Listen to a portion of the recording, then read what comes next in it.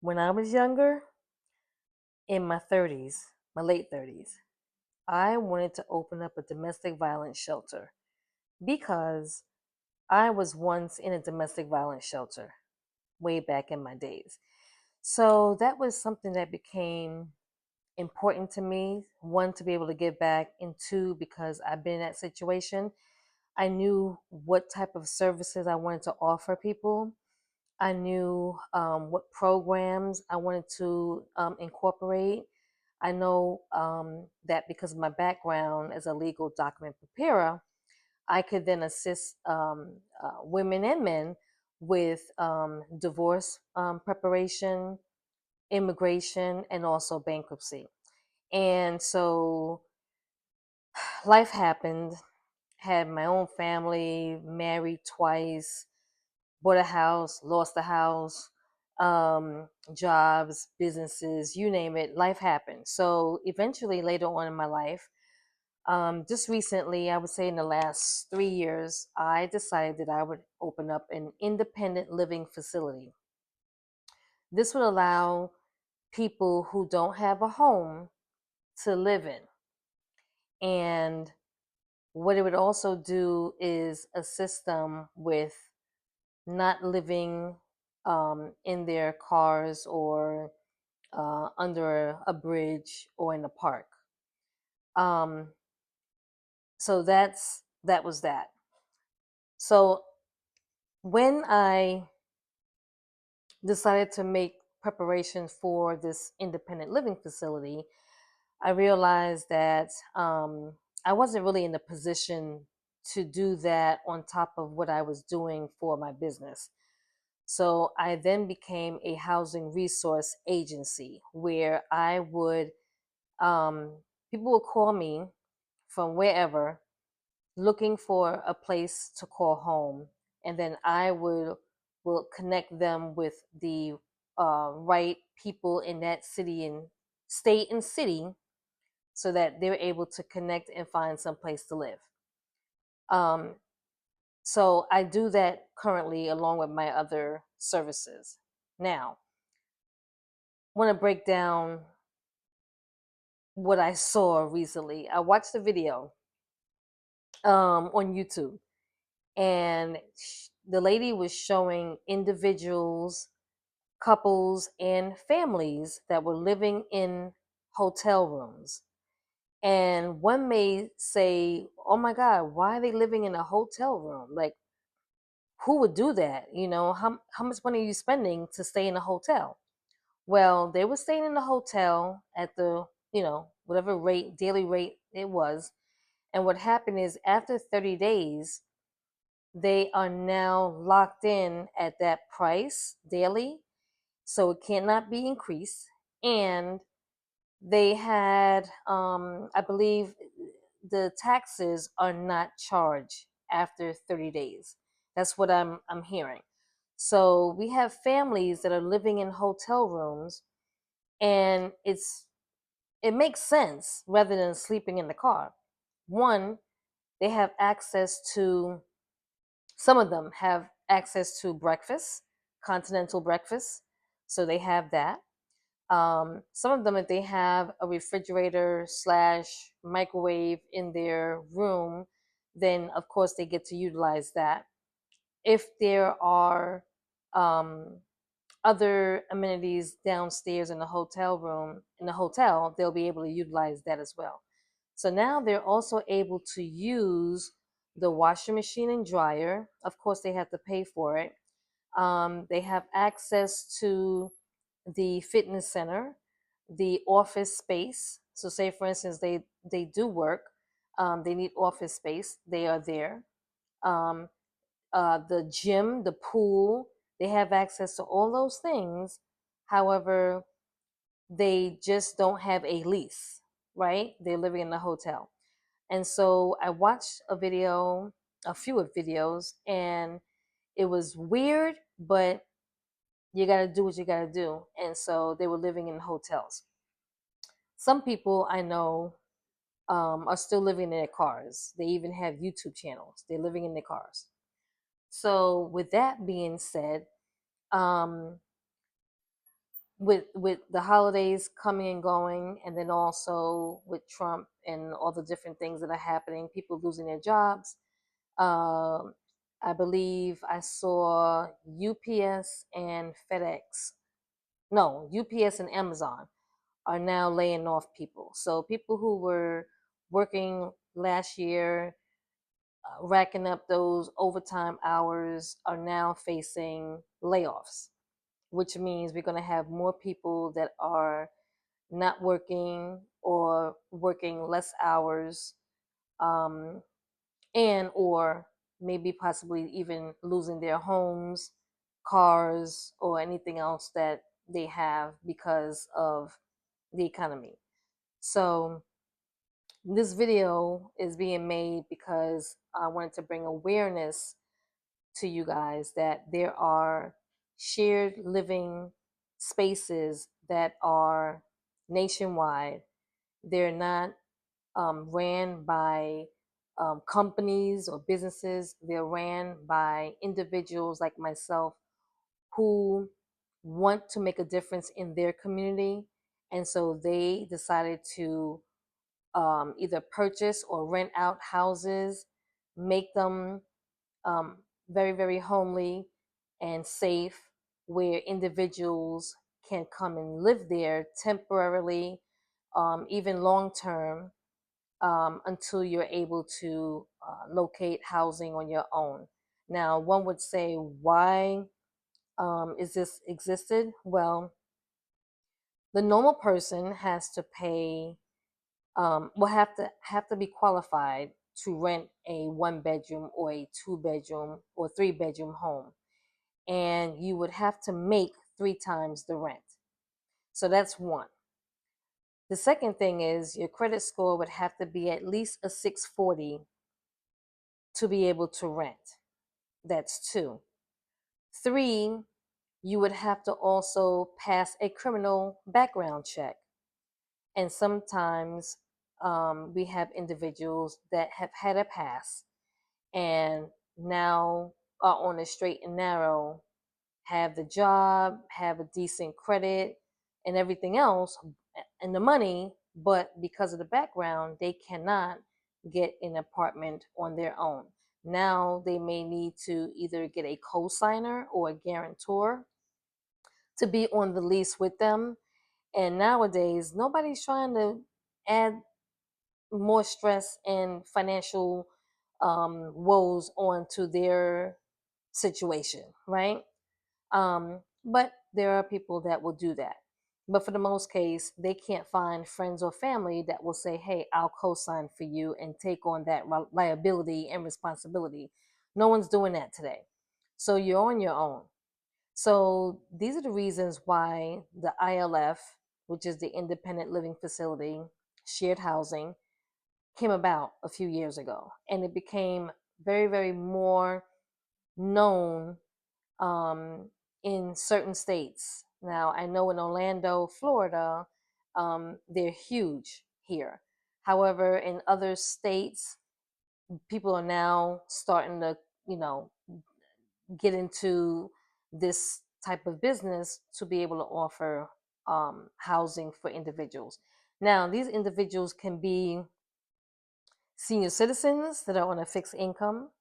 Many times they have had a house and raised their children, spouse passed away, and now they are living in this big old house with all these responsibilities. And so they downsize. But when they downsize, where are they going exactly? In some cases, again, if you're on a fixed income as a senior citizen, where are you going to find 3 times the rent, the money to put down, and to go through all of that when there's shared living? Second thing is we have veterans. Veterans, we know, have served our country and have not been treated the best. And so there are these shared living facilities, and I say facilities, but they're really homes, 3 bedroom, 4 bedroom, 5 bedroom homes where a veteran can rent a room and live comfortably, enjoy the amenities, enjoy the whole house, backyard, living room, kitchen, can go in there and cook, watch TV. You have Wi-Fi, you have heat, you have water, you got garbage taken care of, the landscaping is being taken care of. You're just paying for your room, and most cases, these individuals are not able to do that on their own. So again, this is where the ILF comes into play, that helps veterans as well as seniors. Then we have individuals that are probably in their late teens to mid 20s, where they have a job, but they might have got kicked out of their parents' home, or got kicked out, broke up with the girlfriend, the boyfriend, and they don't have a place to stay. So now they're looking for a place to stay as well. Again, they may have a job, maybe in college, maybe a part time gig, and they need a place to stay. And so they will then turn around and rent one of these places because it's affordable. It allows them to save money to be able to move into a spot of their own. Um, and again, they don't usually qualify for an apartment by themselves because of maybe the credit is jacked up, or they don't have three times the rent, or they don't make three times the rent. And then we have adults who are anywhere from like 30 to 60, that have a job, maybe have some money in the bank, but maybe they just broke up or got divorced um, in their relationship. Maybe they had some issues where they were in jail and came back out. They were able to get a job, but they don't have a place to live. And some of these homeless shelters only allow first come, first serve, or just women and children, or just men, but you have to get there at a certain time in order to have a bed for the night. So someone like that who has a job, you know, was probably sleeping in their car, now can actually live in a home and sleep in a bed, their bed, and pay rent. And the rent is not crazy. The rent can be anywhere from 700 and up, depending on if you're in a shared living, situation. So you're sharing a room with another individual, or you want a private room, then you pay more because you're in a room by yourself. So there are options. However, each home have certain availability. So you may be looking for a private room right now in your city and state, and there are none. You may have to share with someone until a room opens up. Again, these are temporary, but can be long term, depending on the person who's running the program and what their rules are. But I just want to make that clear that you can rent a room or you can share a room with someone. Um, there's security, there's cameras, there's the, like I said, you're living in the household where you have access to everything. I know that there's houses here in Orlando where the house is just men. There's another one where it's just women. So you have just men, you have just women, you have just seniors, you have just veterans. And it's cool because if the house is set up that way, then you're with like-minded people. So, you're in the house with all women, eventually you all will get to bond as a family. Maybe you guys put together some money every week, go grocery shopping. Maybe one person cooks, maybe people share cooking responsibilities. And this way you don't have to fend for yourself every night to find what you're gonna eat that night. Um, Same with uh, someone may have a car, someone that's in the household may not have a car. You may offer to give rides, if you're able to do so, maybe free or a nominal fee. But those are things that happen within the household. You have people that will barbecue for special occasions. That's their thing. You guys put your money together, get the groceries, and have a nice event at the home.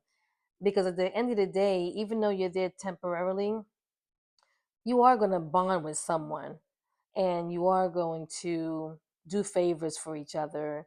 You may sit in the living room and watch a movie, and all of you are sitting there watching a movie. You may have a birthday. You might want to celebrate someone's birthday, and and have a little gathering. You may want to have pizza night. Like, these are the types of um, independent living facilities that are out there. And again, even if you're there for a couple of months, you're not in a lease, right? This is not tenant and landlord situation. This is a shared living facility. You can stay there for a couple of weeks. You can stay there for a couple of months. You can stay there for a year. The goal is you have somewhere to stay while you're getting yourself together, while you're saving up your money, while you're getting your credit fixed, while you're getting certain circumstances taken care of, so that you're able to do better, make more money, or get an established job, and then you're able to get out on your own and let someone else be able to have advantage of renting a room temporarily. Okay, so this video was just to educate people on ILFs, let you know that in today's world is getting worse and worse when it comes to homelessness. And if you know someone that are in need of housing versus them living in their cars, especially during the winter months or cold. Right now, Florida, we've had cold front for the last week or so. It's been like low 27. For us, it's freezing. We even had parts of Florida that had snow. Not like up north in New York where I'm from, but it's still cold. And imagine trying to live in your car with children.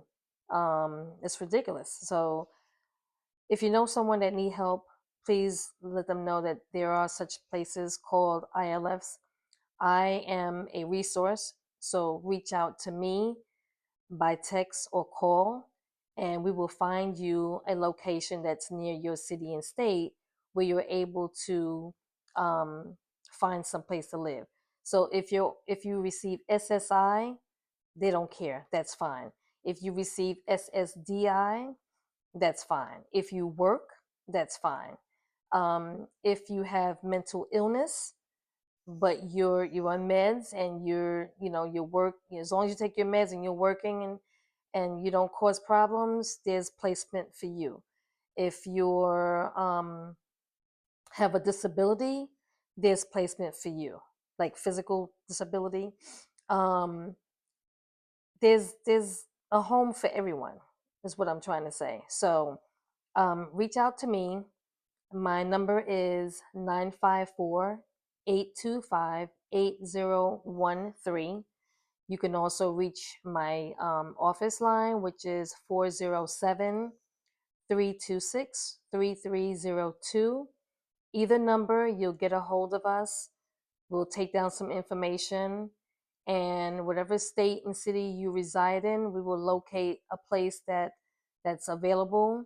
Now there may be places that are there, but may not have any room, right? So that's not what we're going to give you. We're going to try to give you um, a place that's available where you can go in. You do an intake with that home and be able to move in that day. Okay, that's how quickly they move. Right now, off the top of my head, I can tell you that we have availability in Orlando, Kissimmee, um, um, Leesburg, and Jacksonville, as far as Florida, and Lehigh Acres. Um, we have Houston, Texas. I know we have Connecticut. Not sure which city in Connecticut. There's um, there's places everywhere. Off the top of my head, that's the ones that I can pick out. But if you contact me and say this is where you would like to, this is where you're at, this is where you would like to um, live in, I'm going to ask you for several other cities just in case that particular city does not have an availability. We could then connect you with the next city that has availability. So I just want to make sure that everyone has a place to stay, and know that there are places out there that are willing to help you and work with you. Okay, so um, oh, I didn't say the rent is usually anywhere from 700 a month and up, depending on if it's shared or if it's private. Um, Again, every city and state is different, but I think the cheapest right now or the lowest is 700 and up, but it beats having to pay 1200, 1500 for a one bedroom. You're paying for the room. Okay? Take care. Bye bye.